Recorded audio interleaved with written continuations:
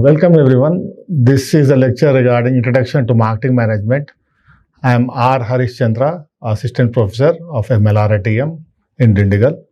Today, I'll be giving a lecture on marketing management, the introduction, the core concepts of marketing management. So generally, we'll go through around marketing management. Now, regarding the importance and scope of marketing. Marketing is defined by American Marketing Association, the activity or set of institutions and processes for creating, communicating, delivering, and exchanging offerings that have value for customer, clients, partners, and society at large. Generally, why do we do marketing? Generally, a marketer or a manufacturer produce a product. That product has to be sold in the market. The essence of marketing is selling the product to the end customer, or the manufacturing product is sold to the end customer. Now here, the term developed from the original meaning which referred literally to going to market with goods for sale. Goods for sale also in the term of, we can call it as a merchandise also. Here, literally what we do is that the manufacturer manufactures a product. Either it might be a product or service and delivers to the customer. How the strategy does the marketing team or the marketing personnel will deliver, that is of utmost importance. Now, from a sales process engineering perspective, marketing is a set of processes that are interconnected and interdependent with other functions. So why it is interconnected? Every activity is interconnected with each other. Okay, so right from manufacturing to production to sale, the whole process is interconnected. From the raw material inventory, where you fetch the raw material from the vendor, the manufacturer manufactures from the raw material to the finished good.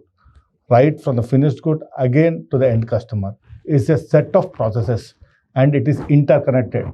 Everything is interconnected. Okay, other function of a business aimed at achieving customer interest and satisfaction. In according to the marketing gurus, customer is the king. It is described the customer as a king. Why is such is until unless the customer wants are not fulfilled, he will not purchase the product. The purchasing of the product is of utmost importance. Next slide. So now coming to the core marketing concepts. The core marketing concepts, the marketing concept proposes that in order to satisfy the organizational objectives, an organization should anticipate the needs and wants of potential customers and satisfy them effectively than its competitors. So here it's saying that to anticipate the needs and wants of potential customers and to satisfy them more effectively than competitors. So here what you do, ours is an oligopoly market, that too many suppliers are there. So each and every manufacturer thinks to outbid the other. Why? Because suppose we talk about FMCG market, that is fast moving consumer goods. You have many companies.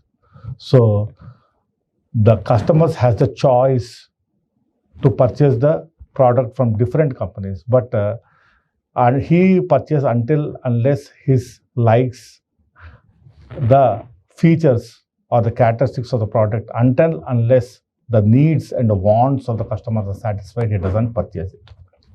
Now he's saying potential customers. Who are the potential customers? Potential customers are those customers who intend to purchase the product. And suppose my company is one of the competitor with other. So my company intend to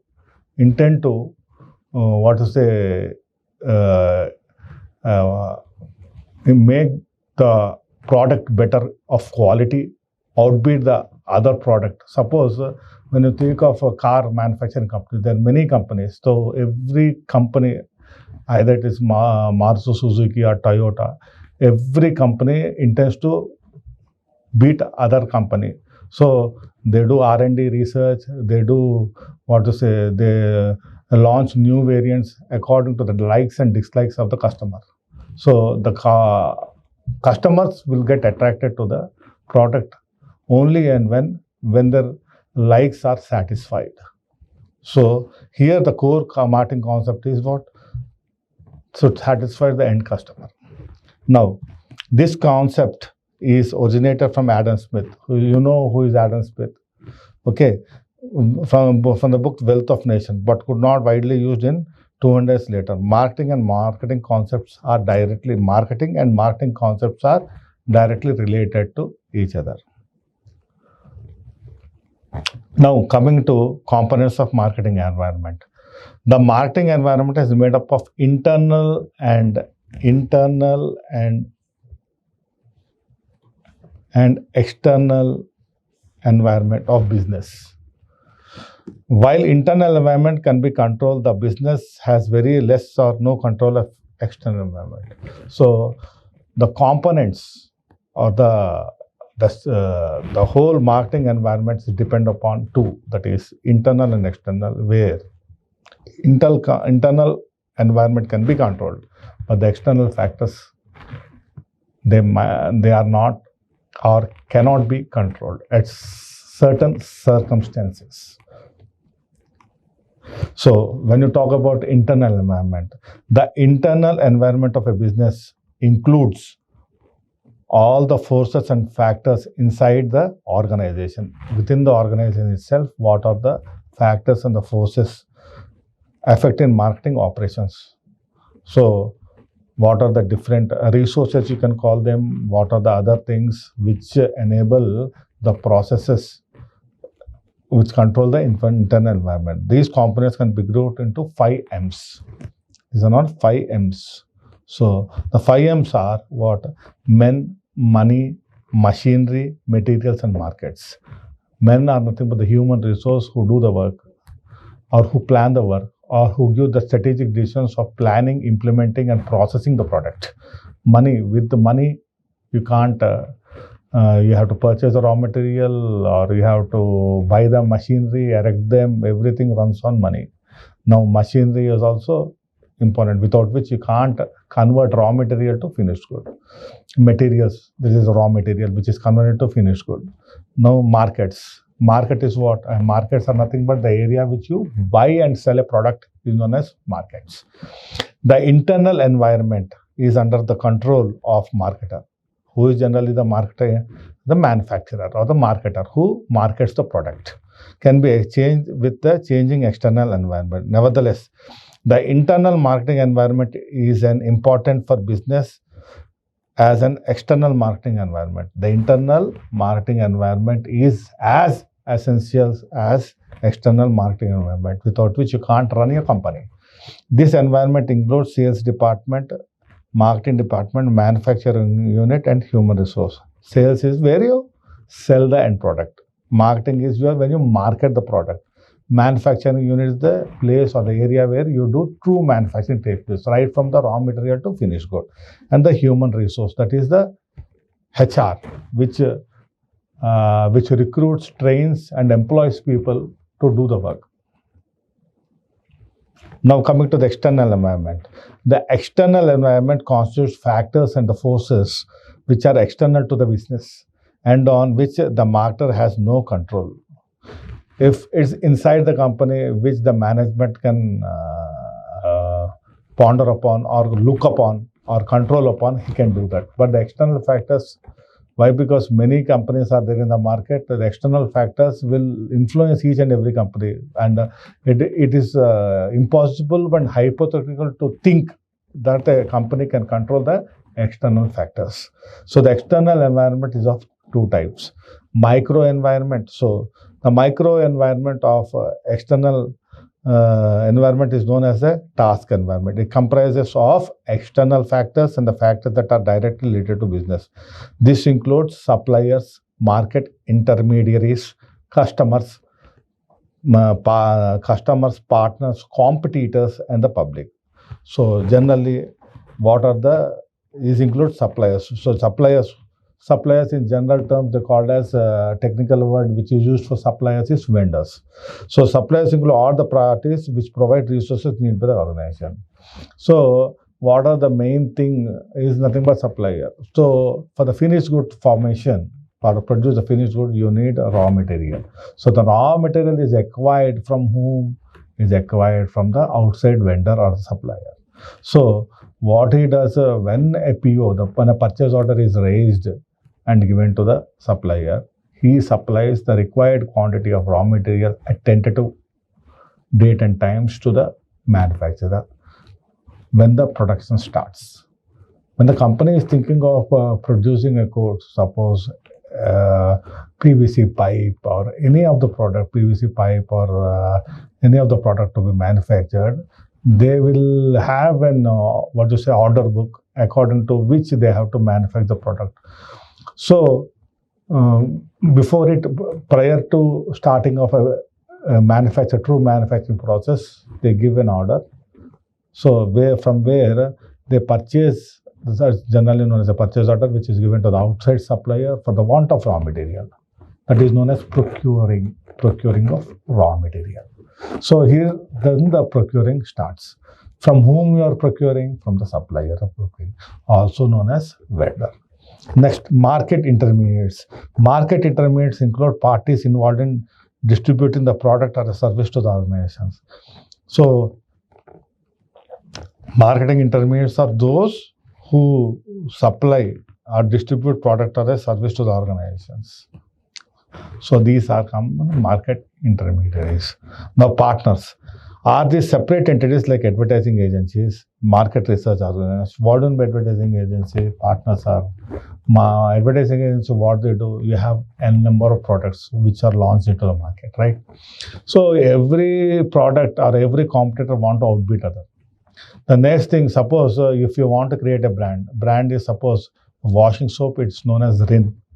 So many of the customers know by name. They don't call, they know washing soap as Rin. Suppose Xerox is a company by name, but the term usually used is photocopy. For the photocopy, they said Xerox. Why? The companies are using the brand name to position themselves in the market. So here, advertising plays a very pivotal or vital role in promoting the product. Creating a brand for a product, creating a brand for itself. Market research agencies. So what do you mean by market research agencies? Market research agencies are organizations, but they do general survey on the product launching or after a product, how it's, what is the viability of the purchasing power of the individuals pertaining to the product. They do that one. And banking, insurance company, transportation company comes under logistics and supply chain. So transportation company, what they do, they supply the raw material to your doorstep, that is the manufacturer. If it is now again from the transport, from the manufacturer to the customer. So raw material is supplied to the stores, finished good from go down is gone to the customer. So here logistics plays a very important role. Either it might be by surface transport, that is by lorries or other transport or trucks, now by waterways, by ships, or through air cargo. So these are different modes of transportation are there, but like which how the material can easily or with ease can go to the customer, that is taken into hand, and the raw material or the finished good is supplied to the end customer. Now customers comprise of target group of, what do you mean by customers are target group? So where you want to pitch your product, potential customers, where they for sure they will purchase your product. So that is also very important. Now competitors are nothing but, I said to you, it's a oligopoly economy where you have too many suppliers. So place the same market, similar customers organization. Public is made up of any other group that are actual or potential interest or affect the company ability to serve. So the general public here want to purchase a product having its aspirations. Suppose the mobiles are there, many mobiles are there, iPhone, Apple is a competitor, Samsung is there. So according to the according to the income levels of the individuals, they purchase the product. And also, not only they will see the pricing of the product, as well as they see the quality or different apps present the product or appearance of the product. According to which these persons either come from the middle income group or higher income group purchase the product depending upon their choice. Now, macro component of the marketing environment is also known as broad environment. It constitutes the external factors and the forces which affect the industry as a whole but do not have direct. So the macro environment can easily be said that the external factors which govern the product saleability. Next, demographic environment, macro demographic environment. The demographic environment is made of the people who constitute the market. It is characterized by the factual investigation, segregation of population of size. So this also comes under segmentation called market segmentation. That is nothing but dividing the market into specific groups. So here in demographic environment, what does it mean by demography is nothing but race. Either it might be the Indian or a foreign national or a we can say North Indian or South Indian or West Indian or East Indian. We do have different races. So some way say that the South Indians are Dravidian race and the North Indians are Aryan race. So depending upon the race, density of population, size and density. What do you mean by density? Density is nothing but in metropolitan cities like Hyderabad, Bombay, Chennai, Bangalore. You have the population, number of people in 1 square kilometer will be much more. So the density is, if the many people are living in certain area or certain pockets of an area, it comes under the category of density. So here location, gender is nothing but male or female. Okay, age, we have young age, middle age, and the senior citizens. You can bifurcate. An occupation is nothing but either is doing a business or working in a company, salaried with higher income or lower income or middle level. So the demographic primarily depends upon the race, the age, the occupation, gender, age. Now coming to economic environment. The economic environment constitutes factors which influence the customer. That is purchasing power and spending patterns. This includes GDP, that is nothing but gross domestic product, gross national product, interest rates, inflation, income distribution. So here, purchasing power, you have an economic term indicator called purchasing power parity. What do you mean by purchasing power parity? Is nothing but the purchasing power of an individual to purchase specific commodity is known as purchasing power. Depending upon the income levels of the persons who are employed, either in a MNC or a public sector undertaking, it depends upon the income levels how he can purchase. Suppose if he's earning having more income levels, he will purchase high price goods. If you're having low incomes, he can't purchase costly goods.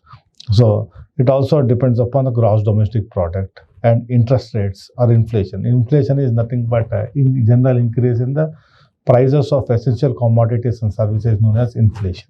So it also will affect the purchasing power of an individual. Income distribution. You know that income, it can't be even. Okay. Why? Because ours is a market economy or liberalized economy, not a communist economy. So in a liberalized and a market economy, income levels will differ, will not be the same. Okay, government funding and subsidies. Government funding is if the government is pumping money into an organization or this.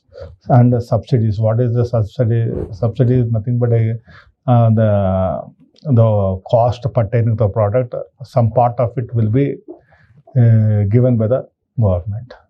Some part of money will be given by the government. That is known as subsidy. Then fiscal environment. The fiscal environment includes natural environment with the business operate. These include climatic condition, environmental change, accessibility of raw materials. So when it's a perfect market can be the area where with ease you can buy and sell a product. So the raw materials, getting the manufacture, the certain raw materials with ease is much more important. So if it takes logistic costs, if it is hard to procure the product, logistic costs, storage costs will also increase. Thereby, the product cost also will be increased. So now accessibility is very important. Natural disasters like earthquake, volcanic eruptions, pollution, these also will also hinder or impact the growth of a company as well as and the marketing of a product. Now, technological environment. The technological environment constitutes innovation, research and development in technology. R&D, research and development. So, in research and development is nothing but suppose when you're taking off mobile phones or you say cell phones, when you call it every day by day, you have different software coming up, different apps coming up, where it is making the customer, he can sit in his home and do certain things, or it creates an environment where he can fulfill the needs of his family and himself, like procuring something, or when there is a technological, when there is a good quality product or a mobile phone, so cell phone, you can with ease purchase products with ease. R&D, so R&D development is also essential in promoting the product's growth. Technological innovative increments, technological barriers.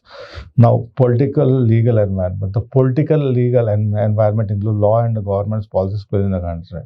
So, many economists are they feel that economists as well as academicians as well as other people intends a country to be having LPG, that is liberalization, privatization, globalization. Why? Because India has entered into the global market during 1991. We had a policy by then finance minister who launched a popular program implementation, that is LPG, under the leadership of our then late P.V. Narasimha Rao. We had liberalization, privatization, globalization, where we invited foreign companies into India to launch their products or sell their products to the customers. So here, and also investment firms, investment bankers, investment banks to invest in the companies in India. If the companies in India at that time much needed foreign capital or investment, such that they increase in expansion of the company or modernization of equipment, where they can improvise the product development as well as by creating number of companies over the different cities in India, they can launch the product with ease. So LPG is a very good and which has an impetus in creating a favorable market environment where a manufacturer can market his own products with foreign funding with ease. Now, so legally allowing and prevailing includes the pressure groups, agencies, other things. Now, socio-cultural environment. Socio-cultural aspect of micro environment is made up of lifestyle, values. So, socio-cultural is nothing but the way we have the upbringing. So, we as citizens of India, coming from different ethnic backgrounds, will follow different social customs, so values and cultures. So these also will also lay importance in marketing strategies. Now, marketing segmentation. Marketing segmentation is one of the most important pillars of marketing strategy. Segmentation can be defined as dividing the whole market into, already I said to you, market segmentation is nothing but segmentation of market into different groups based on different factors. Segmenting can be defined as dividing the whole market. Dividing the whole market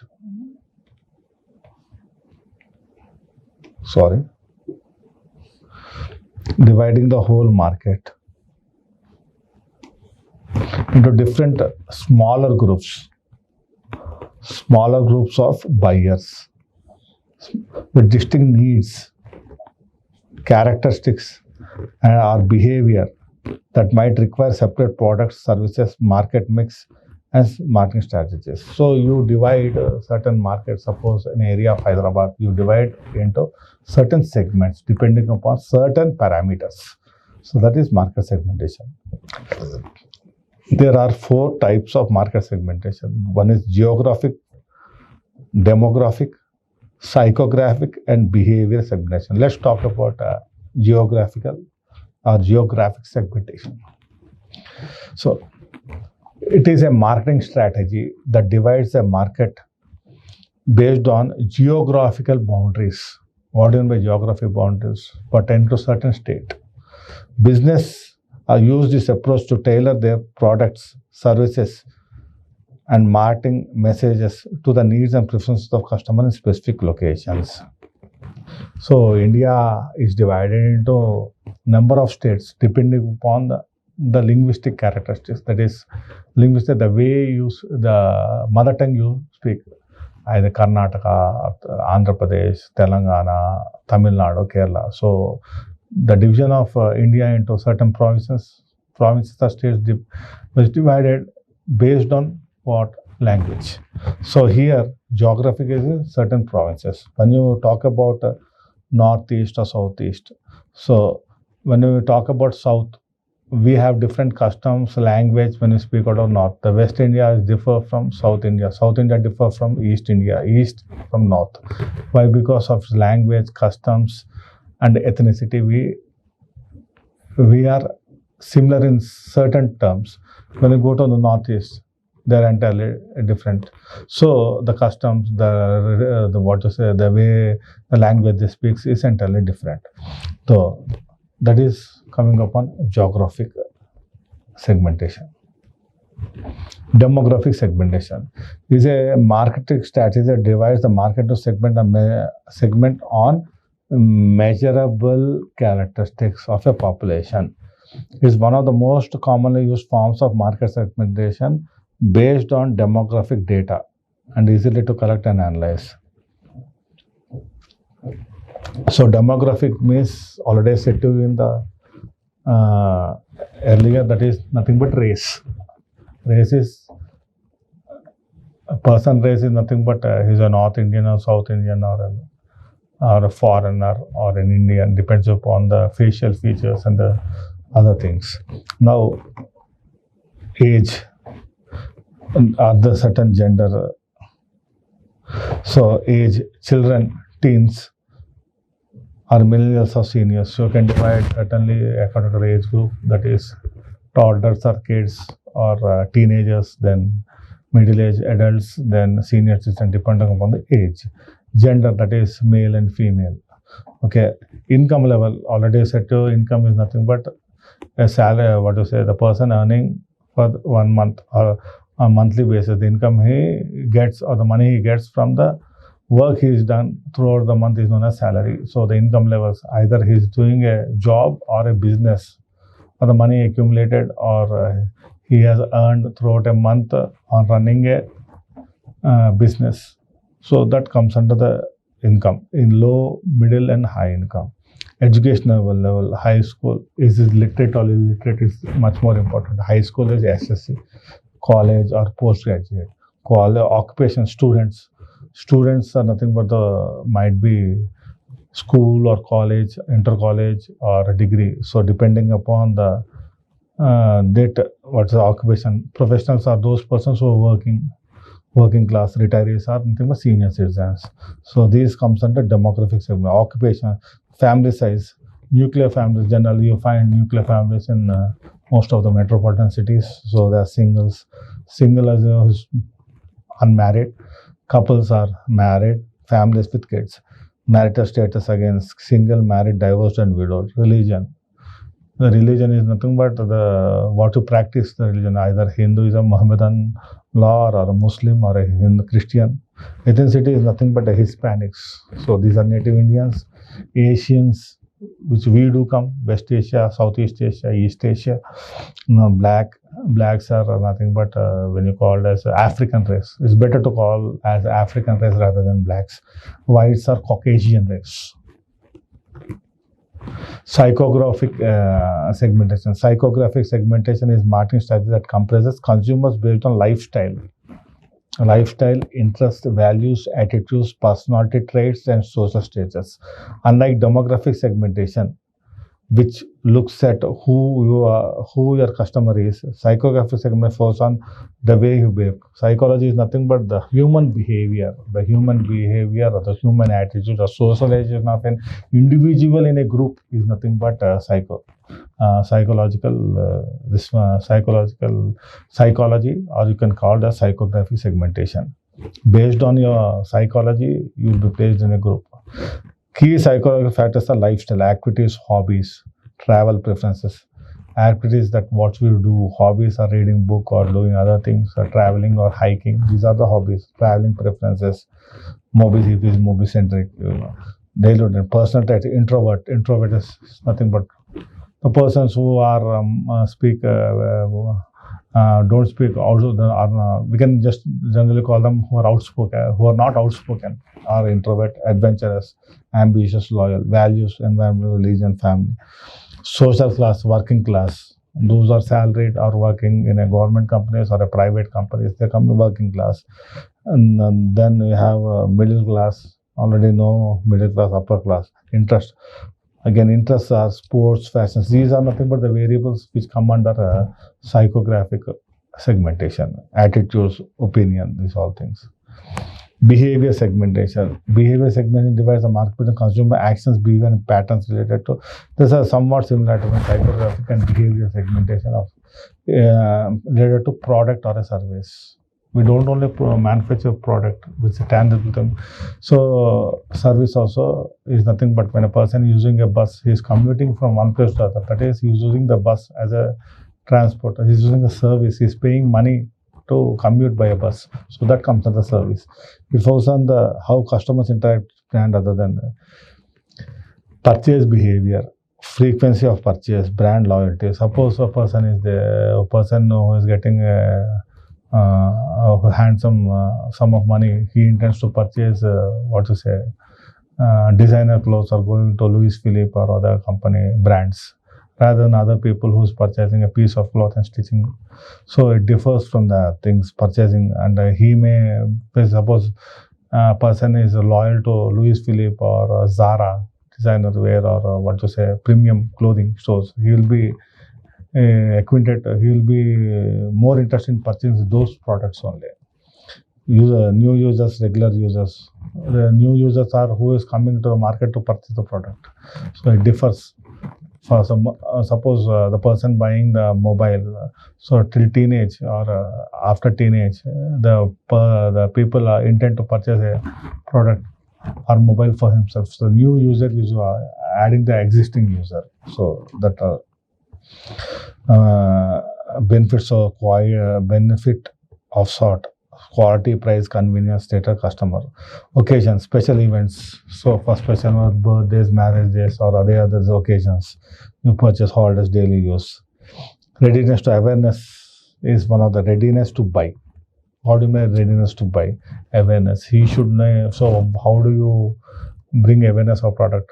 Due to advertising channels or marketing or giving brochures to the customer or door-to-door sales or door-to-door marketing of the product. Then you will be pitching the product to the customer. So interest, desire, intention. So interest, desire, intention comes under only when he get the awareness of the product. The purchase attitude of the product, enthusiastic or indifferent. He is enthusiastic to purchase. So every time the manufacturer has to motivate the customers to purchase the product, indifferent or negative. Thank you. Thank you for this session. It was a lively session. Thank you very much.